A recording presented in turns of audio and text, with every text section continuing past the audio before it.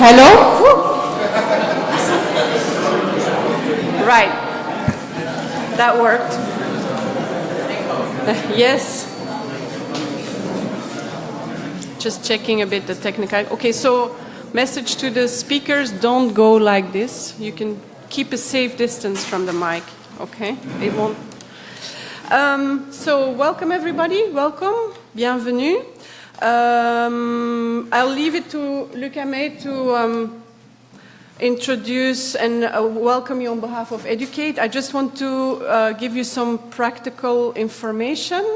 For those who haven't seen, the toilets are a little bit down the hall on the right-hand side. Please turn off your phones or put them on vibration. There's a translation in English, French, Dutch. Those of you who needed it have gotten one of these. So you have to plug it in here and turn it on in the front. And then number 1 is for Dutch, number 2 is for French, and number 3 is for English. If you need one, Sophie is still outside. If you haven't taken one, you can still get one. There's Wi-Fi. We had some complaints last year, so we have now some reinforced network. Though the Wi-Fi network is Educate, and the password is Educate17. I'll show it here as well. As last year, we will have a colleague, Caitlin, who will be tweeting away, and hopefully you will too. The hashtag is #Educate17. We also have with us, for those of you who were here last year, we have Sophie, who will make some live illustrations of the sessions, the morning sessions only, unfortunately, which we will also use for tweeting, and will also use afterwards on the website. And then also something we haven't done before, so we keep our fingers crossed for it to go right, is that we are live streaming via Facebook all the sessions that are taking place in this hall. So let's go, hope that goes well. I would like to thank Carlos of the ITM for helping out with this. It's a big job. I think that's it for now. Just before lunch break, I will come back to you and give some explanation about the afternoon sessions where everything is taking place. So I hand over to Luc now, who will hand over to our keynote speaker, and at 10:15 we'll have a coffee break. Thank you. Enjoy.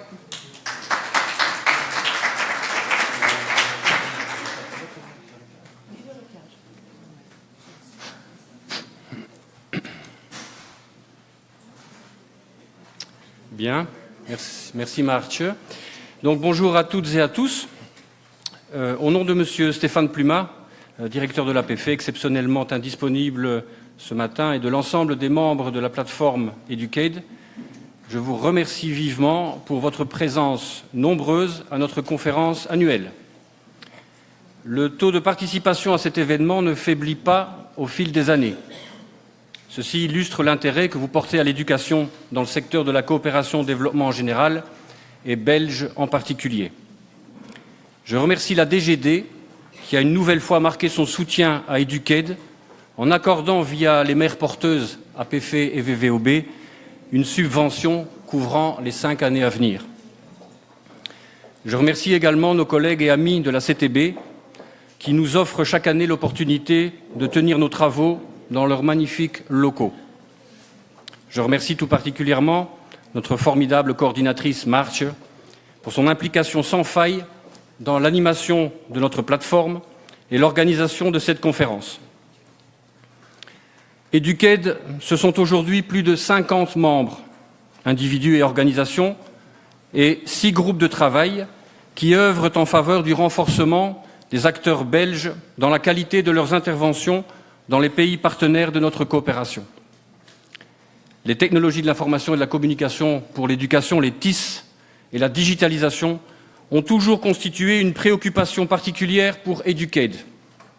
Dès sa création en 2010, des groupes de travail se sont succédés pour réfléchir à l'amélioration des outils, des méthodes, des modes d'intervention dans nos projets et nos programmes.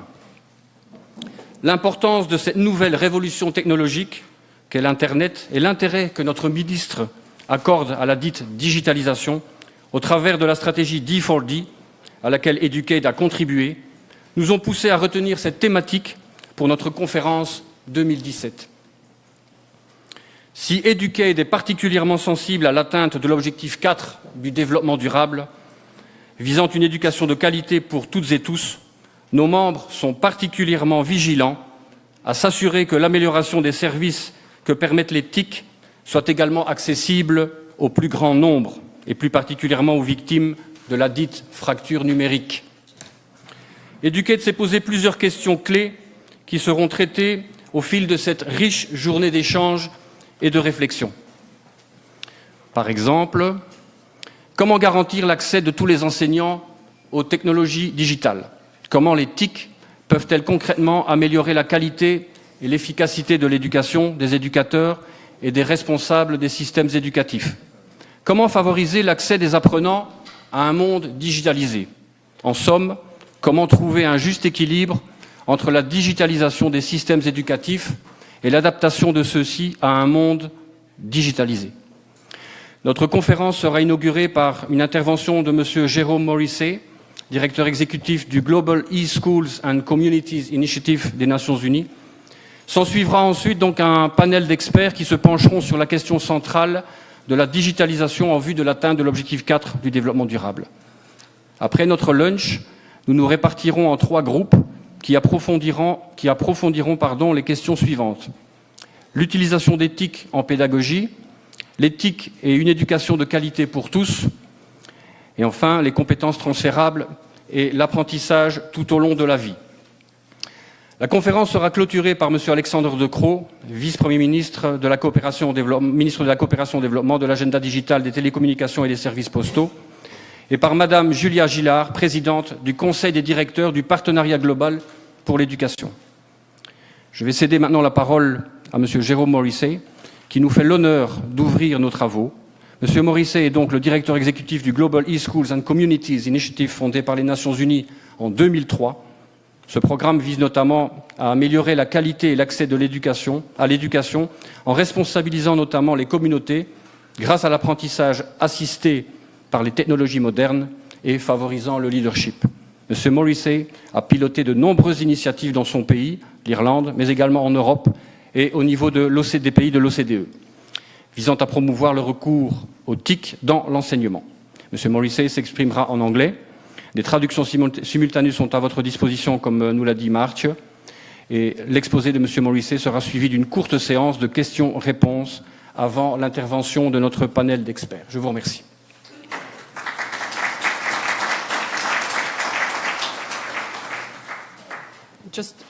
Before we pass on to Jerome, we just need to check something out on the computer. Just a minute.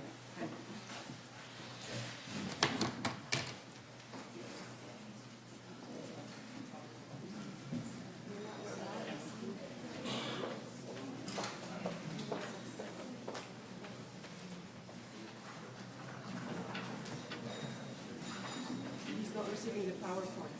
He does get the picture of the PowerPoint.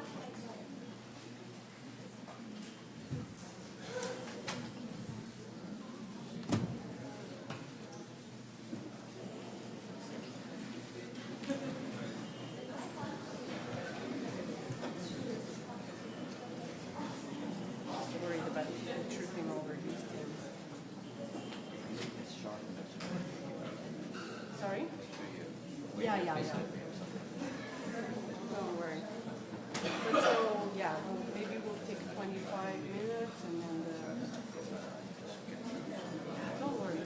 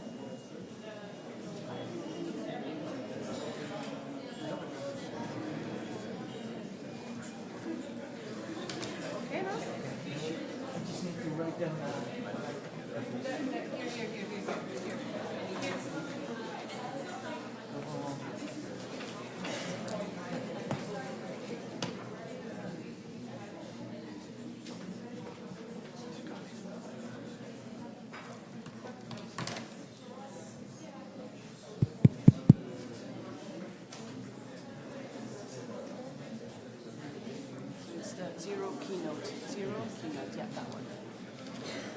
Give me a few seconds. I just need to connect to the computer and then... Okay. A few seconds, he said. You're not at the beginning. It's broadcasting anyway.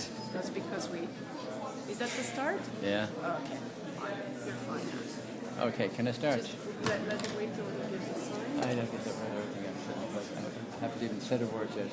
Okay, move on to slide number 2. Maybe I'll start. Anyway.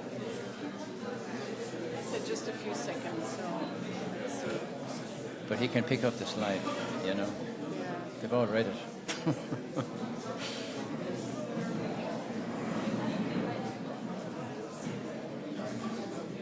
I think he's worried about it. Oh, come on, man.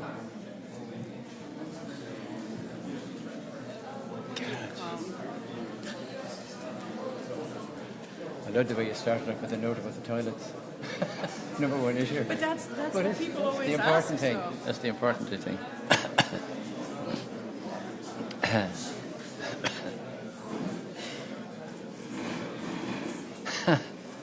Oh my God, my God, my God, my God, my God, my God, my God, my God, my God.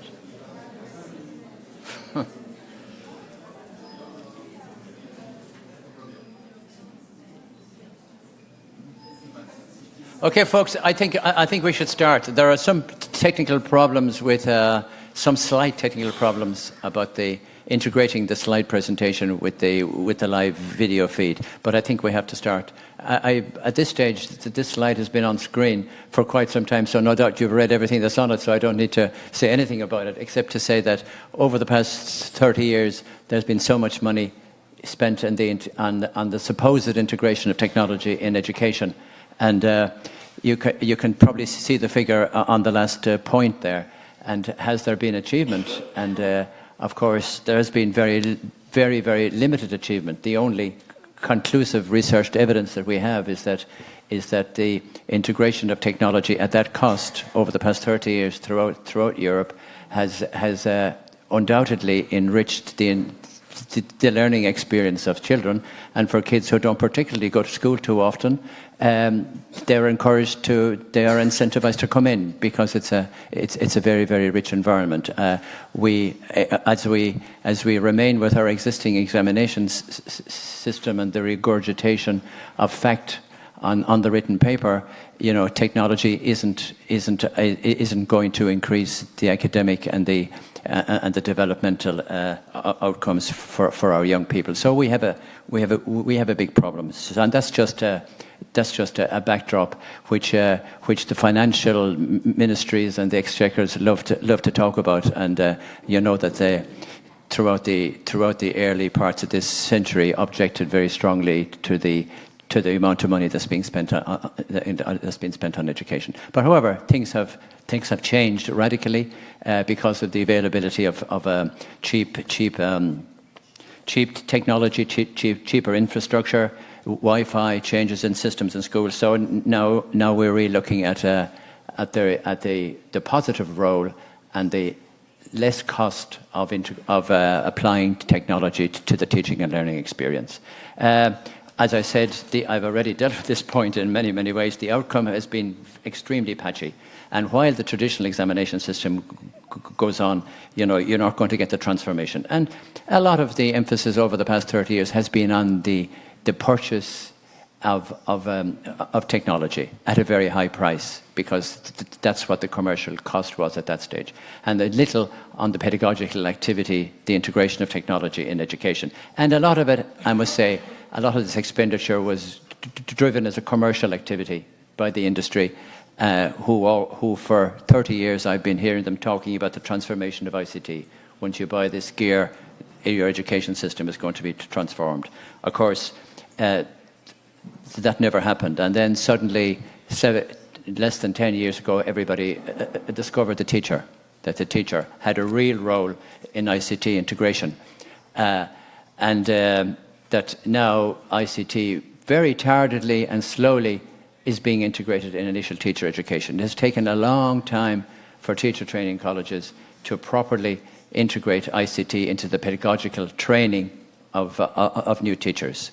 And similarly, I think it's pretty clear that the teacher professional development, continuing teacher professional development, has been quite sporadic and quite sparse. It's as if the education world believed that teachers could almost instinctively and successfully integrate technology into their daily practice, as if they didn't have enough to do already, as if being a teacher with all the demands and the urgencies and the curricular changes wasn't enough. People thought that it was a simple exercise to integrate technology in education. So therefore, at least we now have discovered the important role that teachers can play, but they still are not getting adequate support.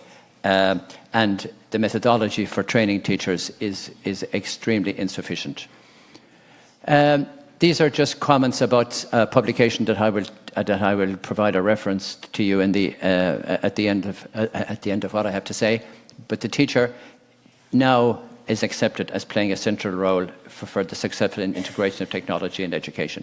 And we will never utilize or free up the power of technology until the teacher has that skill integrated into the pedagogical approach and into their daily practice.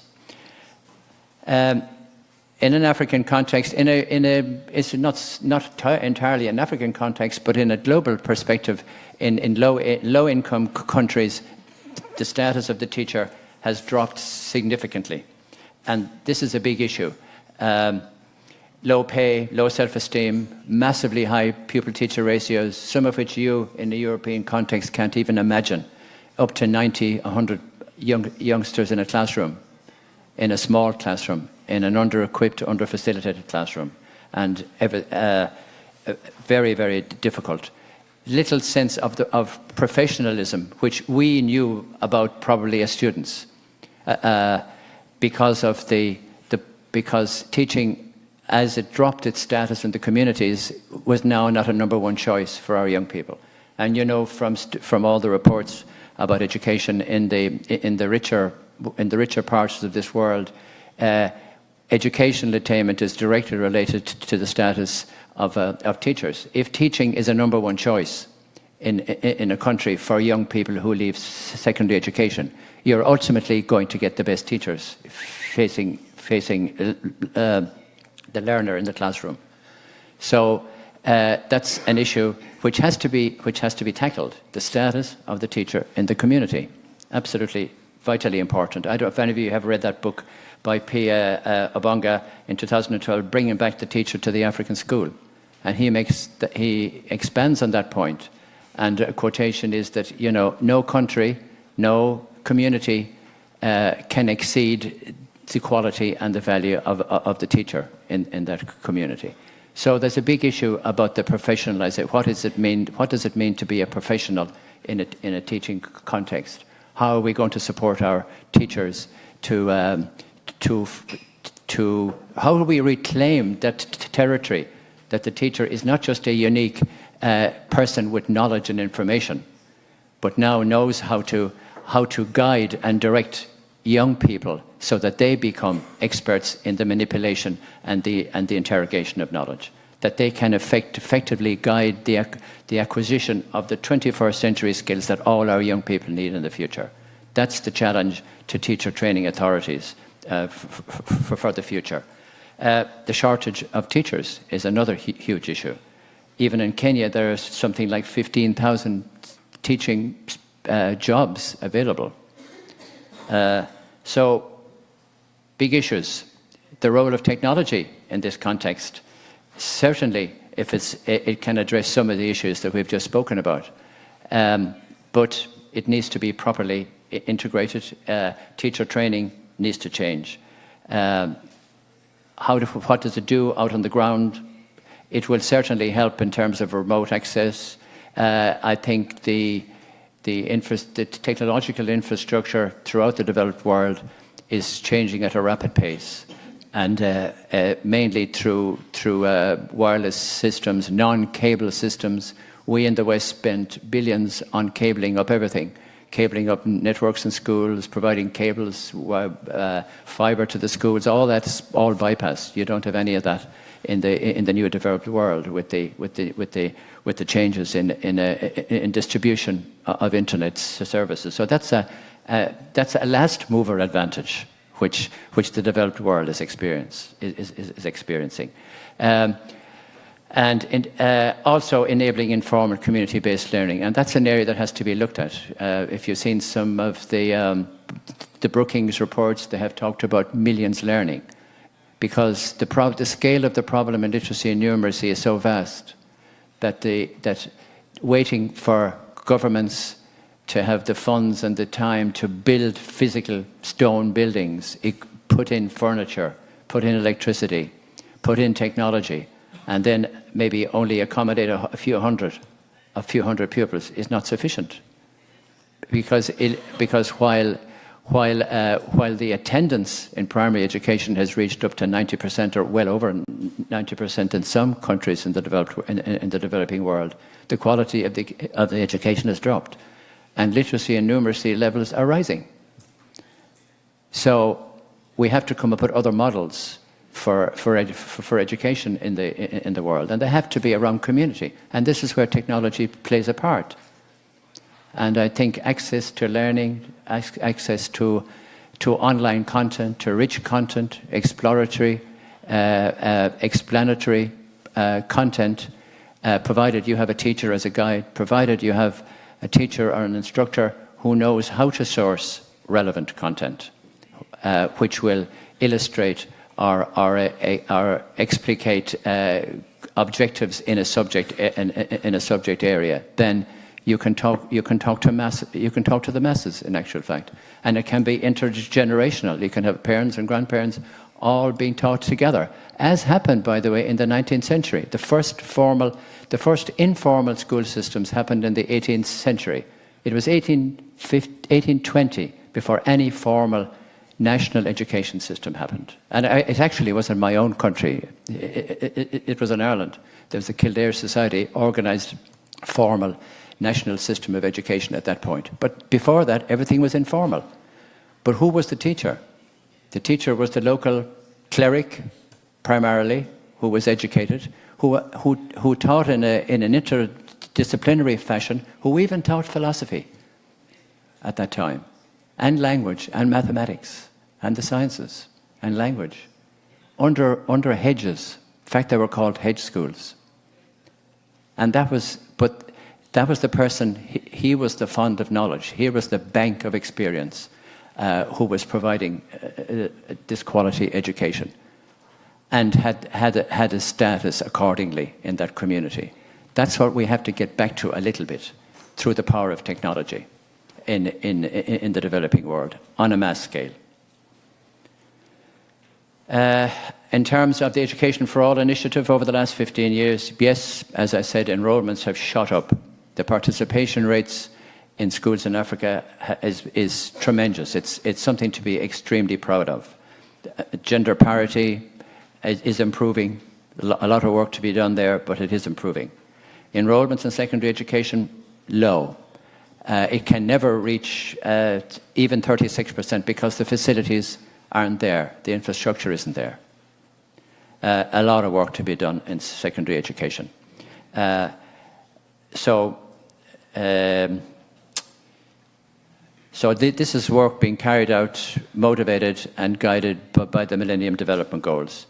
When we come to low-income countries, we have a situation where you can see the figures. 265 million school-aged children would be expected to have learning outcomes. Will not learn. 69% of those will not learn the basics in primary education. If you can see the color coding, it's okay, is it? Yeah. Whereas it's almost the reverse. Will learn minimum secondary education level in high-income countries. So you can see the contrast and the disparity, and what the challenge is. In terms of a reason, we have to make the argument for investment. And it has to be produced in economic terms now. Now you can see low earners, if they attend education, their learning power shoots up by a quotient of $5, and the already educated middle class income, it's a very, very small rise. And health benefits, the potential for education in that area is phenomenal. We can't, even in the environment of innovation and improvement and interventions, we still have to talk about rigor and performance. Quality education, there's a baseline standard. You cannot go beneath that. So that will always be on the table. Quality provision, academic achievement outcomes, even though they change in nature, but there is a baseline for that. We have to be innovative, as I said. We have to come up with new ways. It has to be not just a multiplicity of once-off projects, which become like which become a little bit like a fireworks display. Everybody's excited. They're multicolored, and the darkness comes in pretty much immediately. and with a lot of frustration and disappointment at the end. So we've got to move away from pilot projects that last for a year without no element of sustainability built in. It's a disillusioning activity. And by the way, the volume of short-term pilot projects, no matter how wonderful they are, no matter how exciting the evaluation is, actually are a bit of a disaster unless there's some sustainability factor in terms of funding and organisation subsequently. So we have to talk about scaling. We have to talk about a graduated sense of scaling of interventions. So I'll say a little bit more about that in a few minutes. Obviously, inclusion is the key factor. It's the dynamic of the Sustainable Development Goals. We have to look at equality. We have to look that particularly that girls get the same opportunity as boys do in the learning environment. Critically important in the developing world. And we get back to the one which is becoming more and more important: finance. Who is going to finance all this? The expectations are wonderful. All the new reports about educating for the future from UNESCO and the other partners are all dependent on significant funding. And we just say a bit about that in a second. What has been happening is probably a little bit scary for those of us who live in or who work in education. That graph, you can see for yourself what's happening there. Since 2002, the share of education in total aid has fallen from 16% to 10%, while the share of infrastructural supports and ODA has risen from 24 to 31%. So this education is going down the scale in terms of overseas development aid. Now, this slide was taken in 2014. This is the real scary bit. Even before the immigration issue and refugee issue has fundamentally changed the nature of overseas development aid policies in the donor countries, and the move towards, I think it can be summed up with as a charity begins at home. That was a phrase I saw by a government official, and we know what government made that comment not so long ago. So, and as we're seeing political shifts in attitudes, moving towards a right-wing view, which says, we have got to look after our own, and then we have this big, massive immigration issue. So that's going to be an enormous challenge. And in an African context, just specifically, by 2050, there'll be 1 billion young people under 24 years of age. By 2030, 1 in 10, only 1 in 10 will benefit from secondary education. So education is significantly underfunded. By the national governments in Africa itself, there's still only an average. Now, they vary. Some countries have 6%, 6.5% of GDP spent of their own budget on education. But there's a minimum of 6% required, which will provide $16 billion per annum US dollars. But some of the recent reports say that there's 90 billion needed. So that the expectation is that overseas development aid will provide 74 billion US dollars per year to bring about an equalization. This is kind of unbelievable. And I don't know, given the context of the previous slide, with the drift in the other way, it doesn't look too good. When we look at SDG 4, which you all know off by heart, I'm sure, to ensure inclusive and equitable quality education and to promote lifelong learning opportunities for all. That's wonderful.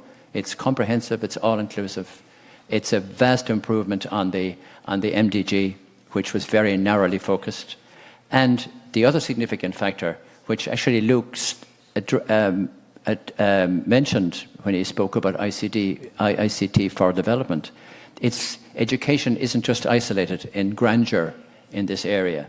It's also included in health and well-being, in gender equality, in decent work and economic growth, and in responsible consumption and production, and climate change and mitigation. So ICT for development incorporates education now. And there's an educational dimension in all of these areas in relation to the Sustainable Development Goals. So there's massive room for hope in this area, that education will find itself applied in these other concomitant areas if we're to develop knowledge societies, or if we're to bring about proper social and economic development in these areas. I'm keeping an eye on Marcia here just to make sure I'm oh my God, yeah.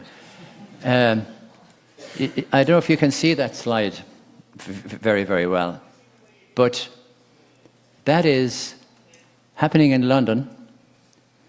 It's a heart operation performed by surgeons in a clinic in New York, 5,000 miles away.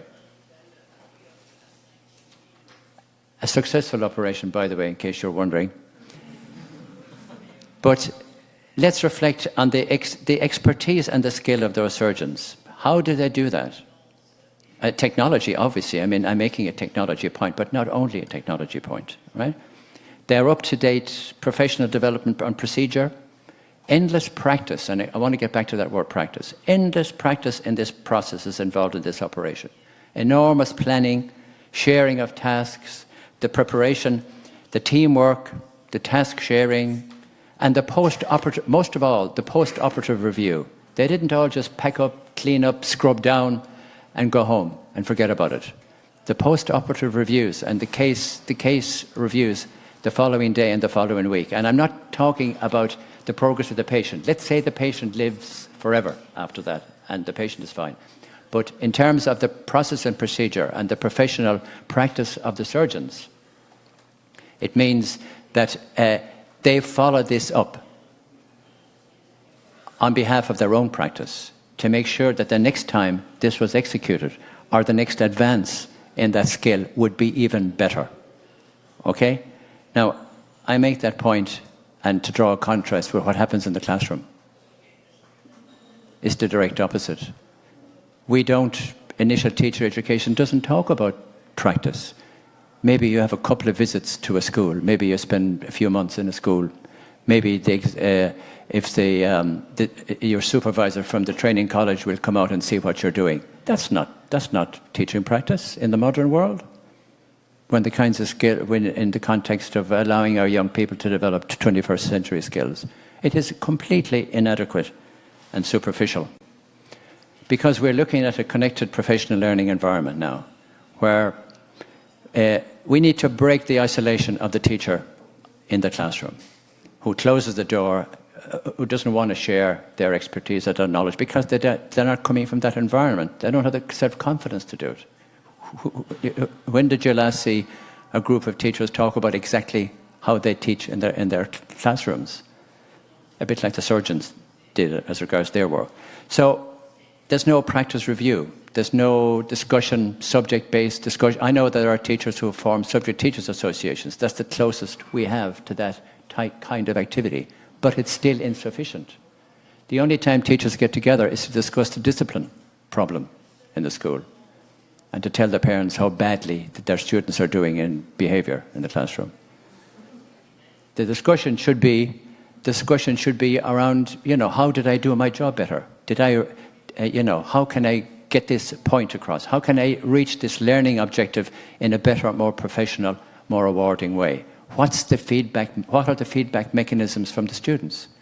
Why don't we turn the thing in reverse and do this reverse classroom idea and get the students to justify their case as to what they're learning and doing, and present it for comment by the teacher? Because that's the world we're living in now. Social media, the engagement with our young people since they were 2 years of age. I have a grandkid who practically has to show me how to use a piece of software on the laptop. 2.5 years old. That's beginning. I mean, everybody makes those kinds of points, but the observation from it is that that's progressive.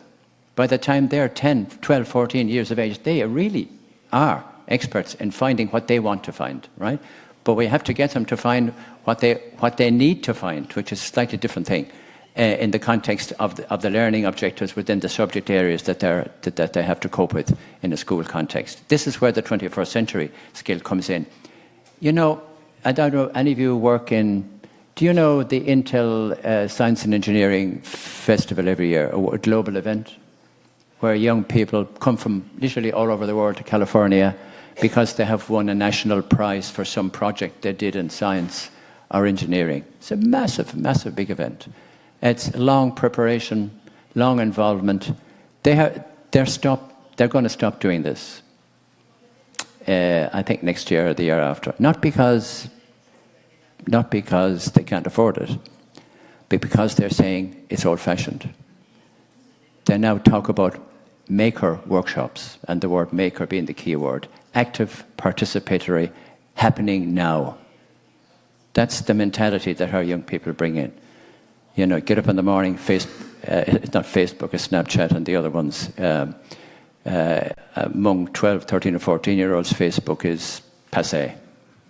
But I think it's the immediacy of communication, the individualist nature of communication is the mentality that they're bringing into the school. We have to take that technology on board. So therefore, the formulaic, prescriptive, rigid scenario in school systems is dead. And we're going to have to bear that in mind. It has massive implications. I know we were all teachers, probably a lot of us here were teachers in the past, and we know the restraints to innovation and to development in the teaching. There are all kinds of vested interests against change, chiefly the assessment and examination system. But change, it seems to me, will have to come if we're to be fair to our young people, and if we're to get them to critically evaluate and look at their own work. And we need to switch it around. Our young people should be justifying their collaborations, their investigations, what they have found out, and getting the teacher to comment and to judge it and to evaluate it and tell them what's missing on it. So more of that kind of flexibility. Now, as regards just in terms of ICT integration, which can contribute to everything I have just been speaking about, that it has to be whole school based. What's wrong in the past is it was isolated within maybe the STEM area, or it was some exciting individualistic teacher who was committed to ICT, and that teacher had a classroom of excellence in the integration of technology. That situation needs to change to a whole school approach to education. And I'd just like to say a little bit, just my organisation, by the way, this sounds like an advertisement. I don't know why the slide is in here, but we work globally on all these issues, let's say. I want to say something about a digital school initiative, which is a new model for secondary school development, which is a project that just started last year. I want to just say some of the key elements of it. It's a pre-scaling project in 3 countries, Kenya, Tanzania, and Cote d'Ivoire. And it's about deep immersive ICT integration to encourage some of the approaches to teaching and learning, which I've just been speaking about. And there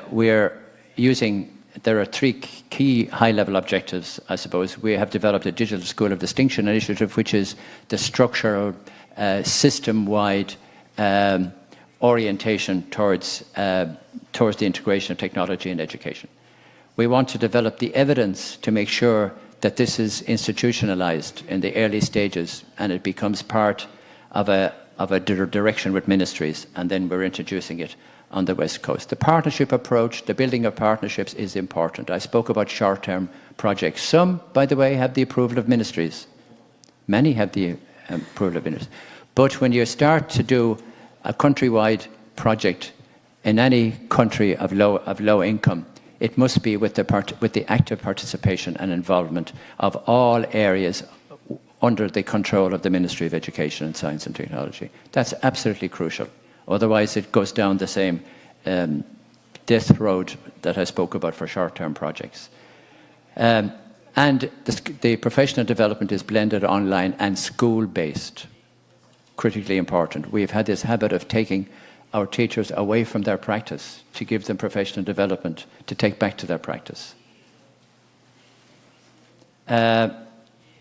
So that's the scale. That's the scale of this. 140 schools, 2,800 teachers, and about 140,000 students. What's unique about it? I've just mentioned a little bit about it because I'm running out of time. But there are 3 integrated frameworks within the Digital School of Distinction framework itself, and I'll just talk about school-based leadership and planning with one big domain, which is worked with the e-learning culture in the school. How do you increase that? How do you spread that across the school environment? The plan for professional development of teachers, ICT integration, the different subjects, and of course you can't do anything without infrastructure itself. And that summarizes the proposal. On the rising left-hand side there, you see that we incorporate the UNESCO ICT competencies for teachers through a phased approach over 4 years. And then we have the JESI Digital School of Distinction framework going from initial teacher education to with initial ICT integration to e-enabled. The school is categorized as being e-enabled, reaching a level of confidence and competent use of technology across schools, and then to an e-mature stage, which is an award structure stage, and coincided with the teacher ICT competency certification, which is vitally important to incentivize and to sustain teacher interest and participation over a four-year period. Supports on how to have school strategies. That's it's one of the areas. It's leadership and planning, broken down into vision, plan, integrate. This is quite an elaborate activity with supporting resources. These are other drivers and components of the project. Many of these you know already, so I'm not going to linger on them. And of course, teacher professional certification, as I've just mentioned, is crucially important, and you work that with the national bodies for teacher professional development. Some of these references are on this slide, which I mentioned here. I also want to mention where I got those quotations from is Perspectives on Technology, Resources and Learning, Productive Classroom Practice, Effective Teaching Professional Development, by Bjorn Halligan, Susan Hennessy from Cambridge University, and others. Very significant book, because it's not just theory. It's not just it's developed from significant and very worthwhile practice in Africa, in various countries in Africa. It's a very profound book. And by the way, it's not a book, it's a report, and it's free on the internet, and the link is there. Well worth reading. So that's it, folks. Thank you very much.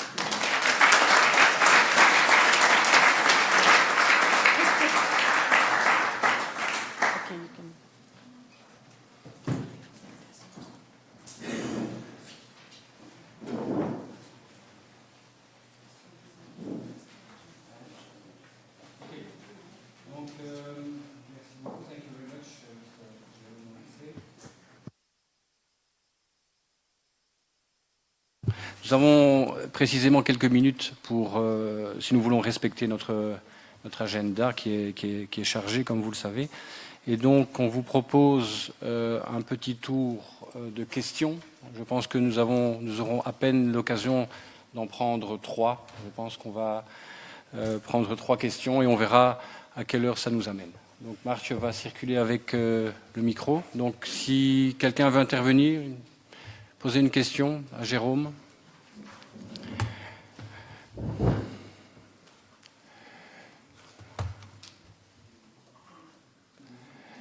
Oui, madame, là-bas, au fond.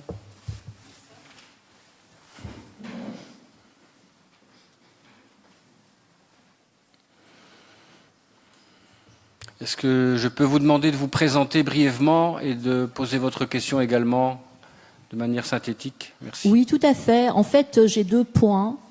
La première question concerne, c'est monsieur lui-même qui a mis en avant le prix énorme de ce développement technologique dans les pays d'Afrique. D'après lui, donc dans son introduction, il a dit que c'était dû au prix des technologies à l'époque. Je ne sais pas s'il a participé en 2005 au grand colloque sur la question des ICT en Afrique qui s'est passé à Dakar. J'étais moi-même à l'époque experte dans un programme d'Europed et ce que j'ai constaté, c'est que de nombreuses sociétés du Nord étaient présentes et ont fait un lobby. D'après moi, ce ne sont pas les solutions les moins chères qui ont été préconisées. Donc c'était en 2005, au début de tout ce développement ICT. Et d'ailleurs, moi-même, j'ai laissé tomber mon job parce que je n'ai pas voulu signer je n'ai pas voulu attribuer un marché au fils d'un chef de délégation. Voilà. Donc la question, est-ce que le prix énorme, est-ce que c'est véritablement le coût des technologies à l'époque? C'est la première chose. La deuxième chose concerne évidemment, ça a été très bien souligné, la question du rôle du professeur. Et là, donc, si je peux me permettre de poser une question qui serait peut-être aussi un éclairage, est-ce que vous ne pensez pas que la véritable question, et ça a été dit puisque on a évoqué le fait que les jeunes en savent énormément et quelquefois plus que leurs professeurs, est-ce qu'il n'y a pas une résistance fondée de la part des professeurs par rapport à ce que permet les technologies? Parce que ce que permettent les technologies, est-ce que ça n'est pas justement un savoir, voilà, où le rôle du professeur ne serait pas ce qu'il est. Et donc finalement, l'attitude des professeurs est compréhensible. Et si vous prenez actuellement, donc à Bruxelles, toutes les universités maintenant ont développé des MOOC avec les subsides justement, eh bien, il faut également tenir compte de cela en termes de développement. Donc il y a d'un autre côté beaucoup de sociétés privées qui n'existeront plus. Donc c'est un accès au savoir qui n'a plus rien à voir avec l'école. Et donc c'est un peu normal que l'école résiste. Voilà, donc, merci madame. Est-ce que vous pourriez brièvement, en 20 mots, vous présenter, s'il vous plaît? Mais en fait, c'est très simple. Moi, je suis une experte en technologie, mais je suis surtout un écrivain. Et donc, je suis quelqu'un qui écrit, qui réfléchit au-delà des discours. Voilà. Ok, merci beaucoup. Nous avons une troisième question ici à l'avant. Monsieur, voilà. Good morning. My name is Rainer Matter from Germany. I work for a network of educators in the field of education for sustainable development in India, Mexico, and South Africa. And my question goes into the future work on integrating ICT in education. If you look, and you described it very well, for the last years, we invest a lot of money in bringing the ICT idea to teachers. And now, all of them and all students use this technology. And it changed a lot. It is not bringing them to make familiar to use it, but the next step must be to fill this with a useful content, to develop applications which can be used for education. We are now thinking in a moment developing an application for student feedback in education. There is no real tool for young students to give a feedback to their own education. And this possibility of the new technology offers could be a new starting point. So my question is, should we not change the whole work on training teachers? They use it already. We don't need to train them in basic use of computers and whatever else, but we must train them to use it for knowledge management, not knowledge as such, but knowledge management. And should it be more investment in using it for social responsibility and social context? That's my question. Okay. Change of UNESCO policy. Thank you, sir. Donc, on va laisser la parole à Jérôme. Yeah, just on the first question from the back of the room there, I mean, I don't... on cost, there are always unusual situations develop around tendering and costs, etc., and everybody knows that no matter how clinically careful you are in defining terms of reference for purchasing of equipment, you're going to get into problems. There's going to be a row somewhere along the line through intervention or through various other things. So there's no point to me making a comment on that scenario. It's a very non-clinical, non-scientific methodology which can be influenced and decided by all kinds of people. So there isn't much I can say about that. On the business of teachers and resistance, we have found the very opposite. We have found that teachers in the developed world context are starving for technology because their teaching environment is so demanding of so many improvements, and they really believe in the power of technology. In actual fact, if you look at how we feel in the developed West about technology, we're a lot more skeptical about technology. But when you talk to people in the low income countries, they have an extended. Turn it off. Oh, I'm sorry, Dan. People in the low income countries have a much stronger belief and hope that technology will help them. So we have the opposite experience. As regarding the use of, I would agree, and that was the point I was trying to make, that we need to reverse what the activities in the classroom a little bit. That we have to pay a lot more attention, and actually, it's a clever technique to put the pressure back on the young people to respond, to react, to comment. If they're doing group work and sharing activity and preparing assignments, they need to justify and present that as almost you would in a jury in a law court environment. The teacher has to be the judge, and to evaluate and give advice back. We need this is the active classroom that we must have, and in the future, I think that students will find their own content. There'll be a syllabus with learning objectives, etc., in all the different breakdown areas of a syllabus in any subject. And what should be is that student shouldn't be presented with the pre-answers in a textbook, but they should have the mechanism and the navigational ability to be able to source the answers through all of those objectives, through content that they find themselves, and present to the teacher for a form of justification. That's the flipped classroom, and that's what needs to be. That is the future, I would agree with you. Okay. Voilà, malheureusement, nous devons interrompre le débat à ce stade-ci. Nous allons procéder à 15 minutes de pause. 30 minutes de pause, c'est très bien, c'est encore mieux. Donc Jérôme reste parmi nous, donc vous aurez l'occasion de lui poser éventuellement d'autres questions pendant la pause et pendant le reste de la journée. Donc au nom d'Educate, cher Jérôme, voilà, please, it's in the name of Educate, it's just a souvenir from Belgium. Voilà. Voilà. Thank you very much. I share them.